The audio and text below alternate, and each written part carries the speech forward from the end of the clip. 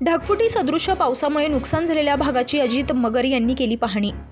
हिंगोली जिल्ह्यातल्या मौजे, लोहरा, पिंपळदरी, दुर्ग सावंगी, पळसोना तथा इतर भागात ढगफुटी सदृश झालेल्या पावसामुळे या भागातील पाझर तलाव फुटल्यानं शेती पिकांचं प्रचंड नुकसान झालंय। या भागातील बऱ्याच शेतकऱ्यांच्या जमिनी खरडून गेल्यानं या भागातील शेतकऱ्यांचं अतोनात नुकसान झालंय। नुकतेच शिवसेना नेते अजित भाऊ मगर यांनी या भागातील पाहणी केली। या भागातील आंबा, लिंब अशी विविध वृक्ष जमीनदोस्त झालेत। या भागातील विद्युत रोहित्र देखील जागीच कोसळला तथा काही अंतर पुराच्या पाण्यानं वाहत गेल्यानं या भागातील विद्युत प्रवाह देखील खंडित झाला। या नुकसान झालेल्या भागाची शिवसेना नेते अजित मगर यांनी पाहणी केली आहे। सदरील शेतकऱ्यांशी संवाद देखील साधलाय। तात्काळ पंचनामे करून तातडीनं शेतकऱ्यांना मदत देण्याची मागणी अजित मगर यांनी प्रशासनाकडे केली आहे।